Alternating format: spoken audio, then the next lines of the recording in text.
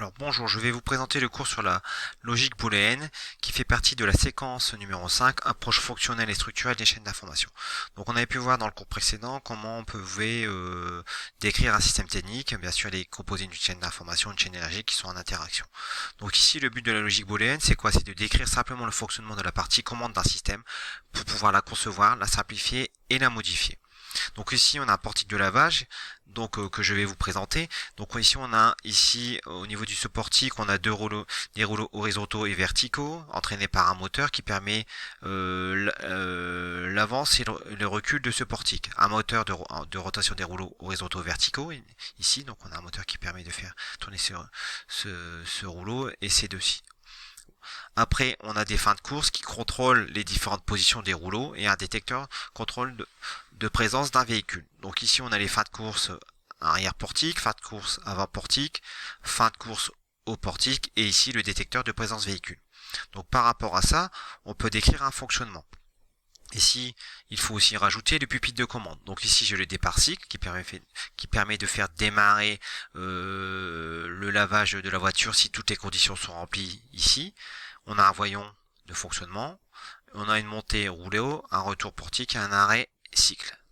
Donc ici, pour démarrer le cycle de lavage, le système doit se trouver en position initiale. Donc, les conditions initiales sont les suivantes. Donc ici, le portique est en position arrière, donc le portique doit être ici à cette position-ci, donc fin de course arrière portique. Le rouleau horizontal est en position haute, donc ici on aura le fin de course au portique. Le véhicule est présent, détection de véhicule, et l'appui sur le bouton poussoir départ cycle provoque le lavage. Donc ici, départ cycle. Donc qu'est-ce que la logique? La proposition logique, ici, en analysant le fonctionnement du portique, le lavage automatique, on en déduit des phrases suivantes qui expriment les conditions pour démarrer un cycle. C'est-à-dire que j'aurai, comme tout à l'heure, les conditions initiales pour démarrer ce cycle. Donc si je le dis grâce à des phrases, si les rouleaux sont en position haute, donc ici, et si le portique est en position arrière, et si le véhicule est présent, ici, et si je n'ai pas l'arrêt cycle, si j'ai pas appuyé sur l'arrêt ici, l'arrêt cycle, alors le véhicule peut être lavé. Si toutes ces conditions, ici ces événements, où on appelle événements ou entrées, sont vérifiés, alors le véhicule pourra être lavé. Ensuite, on va vous proposer un codage de la proposition logique. C'est-à-dire qu'on va attribuer pour chaque ici entrée ou événement, ici, par exemple, si les rouleaux sont en position haute, on l'attribuera FCO. C'est-à-dire que mon rouleau est bien en position haute. Fin de course haut. Et si le portique est en arrière, donc là, fin de course arrière, et si le départ cycle est présent, si j'appuie sur le départ cycle, ici, départ cycle DCY, et si le véhicule est présent, DP, et si je n'ai pas l'arrêt du cycle, donc l'arrêt du cycle c'est ATC l'acronyme, mais ici c'est bien complémenté, j'ai bien une barre. Donc c'est-à-dire que j'ai pas appuyé sur l'arrêt cycle, d'accord? Donc alors le véhicule peut être lavé. Donc alors le véhicule peut être lavé, alors KA0, l'acronyme, le véhicule peut être lavé. Donc par rapport à ça, on peut en déduire une équation logique qui décrit le fonctionnement de notre portique. Ici, j'ai bien une sortie. Cette sortie, ici, nous, c'est KA0, c'est-à-dire que notre système va se mettre en route, va laver le véhicule. Donc ici, j'ai bien KA0. Mais quelles sont les conditions pour que mon véhicule soit lavé? Il faut bien que mon fin de course haut, ici, soit présent, et que le fin de course arrière soit présent, et que j'appuie sur DCY, et que j'ai la présence du véhicule, et que notre arrêt cycle ne soit pas actionné. Alors, mon système fonctionnera. Donc vous voyez qu'on a simplifié ici toutes ces phrases, ici, pour en déduire une équation logique. Donc maintenant, pour décrire ces équations logiques, on va parler de variables binaires. Donc une variable binaire, c'est quoi? C'est soit j'ai 0, soit j'ai 1.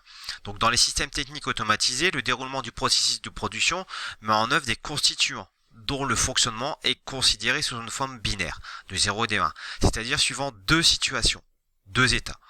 Donc ici, vous voyez ici, déjà, on a ici un schéma électrique, on a ici une équation, une table de vérité.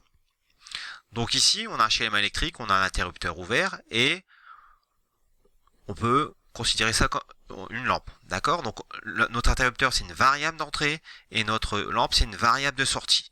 Donc que veut dire ici cette table de vérité? Si 0 est à 1, ça veut dire que mon interrupteur A est ouvert, alors la sortie, ici S, est à 0. Normal, si mon interrupteur est ouvert, ma lampe ne s'allume pas.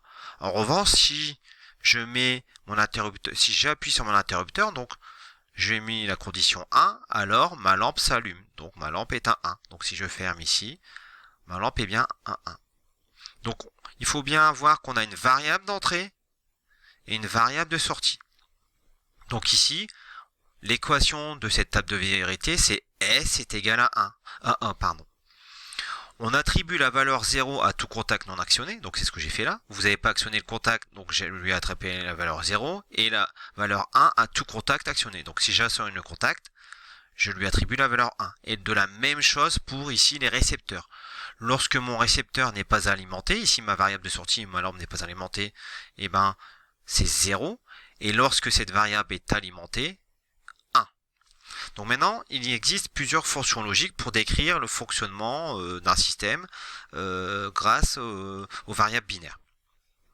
Donc ici, la fonction est. Donc je vais d'abord vous parler ici du schéma électrique. Donc la fonction est, ça veut dire j'ai deux ici variables d'entrée, deux interrupteurs qui sont en série, l'un derrière l'autre. Et ici j'ai ma variable de sortie, mon ampoule. Donc ici c'est le symbole de la fonction est. Donc j'ai bien deux variables d'entrée, une variable de sortie. Il faut A et B. C'est-à-dire que ici j'ai l'équation logique pour déterminer un et, c'est un point ici au milieu. Donc la sortie est égale à A et B. L'équation de la fonction logique. D'accord? Donc comment j'en déduis la table de vérité? Ici, on vous a dit que la variable d'entrée, je pouvais attribuer la valeur 0 ou 1. Donc si j'attribue la valeur 0, c'est-à-dire que mon interrupteur est ouvert. Donc là, j'ai les deux interrupteurs ouverts, ma sortie est à 0. Si j'ai un des deux interrupteurs ouverts, et ben ma sortie sera tout le temps 0. En revanche, si j'actionne l'interrupteur A et en même temps l'interrupteur B, je ferme le circuit, ma sortie est à 1. Donc ça, c'est la fonction logique et. Alors la fonction logique ou, c'est l'un ou l'autre, c'est-à-dire que j'ai deux variables ici d'entrée, une variable de sortie, la fonction ici ou et l'équation. Donc c'est pour écrire un ou, c'est un plus A ou B. Donc ici quand on a une fonction ou, c'est ici deux interrupteurs en dérivation ou en parallèle. D'accord? Donc ici j'ai mes deux variables d'entrée, ma variable de sortie. Pour que ma lampe puisse s'allumer, si je ferme A, ici, j'ai bien la sortie à 1. Si je ferme B, j'ai bien ma sortie à 1. Si je ferme A ici et ferme B, eh bien j'ai bien ma sortie à 1. On voit bien que c'est alimenté. En revanche, si j'ai aucune des variables de fermer, eh bien ici j'ai ma sortie à 0. Maintenant, la fonction non. Donc ici c'est le logigramme et l'équation logique, donc c'est A bar, d'accord? Donc c'est ici j'ai représenté ce A bar par un contact normalement fermé au repos. Qu'est-ce qui se passe? J'ai bien ici, attention, j'ai bien une variable d'entrée, une variable de sortie. Donc ici, lorsque je suis au repos, c'est-à-dire que A égale 0, j'ai bien ma sortie qui est ma lampe qui est alimentée. En revanche, si j'actionne A, c'est-à-dire que j'ouvre le circuit, ma sortie est à 0. D'accord? Donc ici, on a un non et, donc c'est-à-dire que on a la même ici, on a la fonction non, mais doublée, d'accord? Qui sont mis en dérivation au parallèle. Donc ici, attention, on a deux variables d'entrée, une variable de sortie.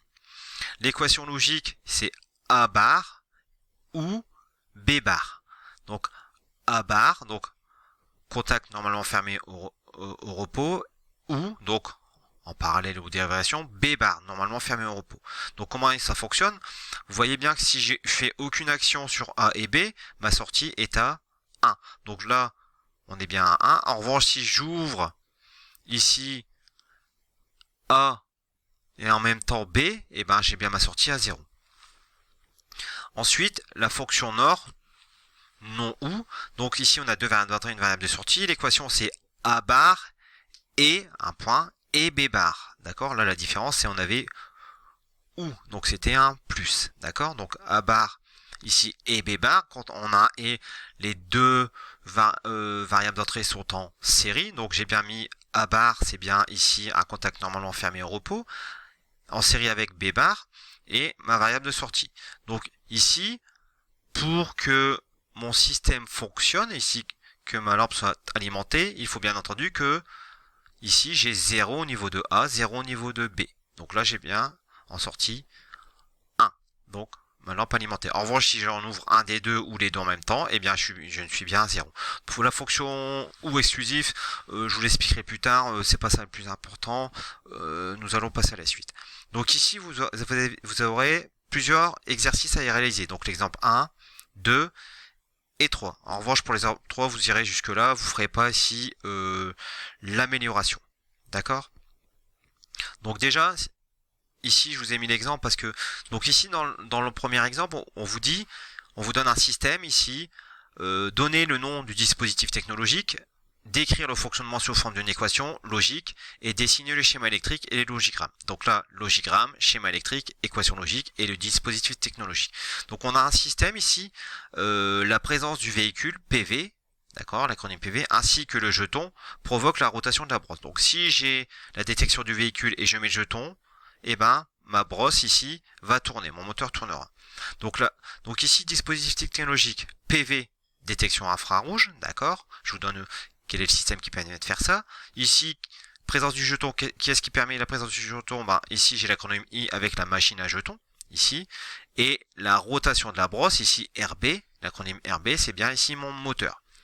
Par rapport à ça, je vous dis, ben, le fonctionnement ici du système, c'est quoi? Il faut bien que j'ai la détection du véhicule et mon jeton. Donc, ce sera une fonction et. Donc là, j'ai mis le logigramme, la fonction et. Mais en revanche, ici, comme tout à l'heure, je vous avais dit que j'avais des variables d'entrée. Donc là, mais je vais attribuer les variables d'entrée de mon système. Donc ici, j'ai quoi comme variable d'entrée? PV, et ici, présence véhicule, et mon jeton I.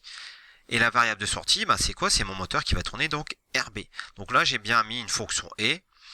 Donc après, quand vous regardez le cours, vous avez bien ici la fonction et, qui est ici, mais en fait il faut que je prenne ces fonctions et que je la modifie pour mon système. Moi j'ai deux variables d'entrée, PV et I, qui sont bien en série, et ici j'ai bien mon moteur RB, ma brosse.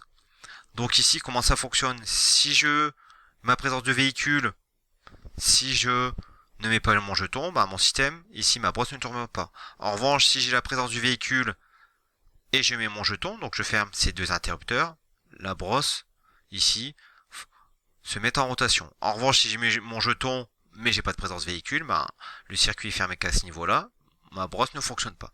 Donc l'équation logique, hein, vous la retrouvez ici grâce ici à ce tableau. Donc l'équation logique, c'est A et B. Donc maintenant, je vais prendre cette équation et je vais la mettre pour mon système. Donc la variable de sortie, nous, c'est bien ici la brosse, provoque la rotation de la brosse, donc RB, est égal à quoi? Donc les variables d'entrée, nous avons bien PV, I, donc nous c'est une fonction et, donc PV, point I, donc PV et I. Donc voilà, donc là c'est un exemple, vous allez essayer de faire cet exemple ici. Donc là, c'est la même chose, hein. L'équation logique, vous décrivez les dispositifs technologiques, le schéma électrique, le logigramme. Donc ça sera un peu plus compliqué pour celui-ci, hein, même. Donc là, on a plusieurs détecteurs, etc. Essayez de le faire, et sinon, je vous donnerai la correction, comme d'habitude, avec des vidéos. Au revoir.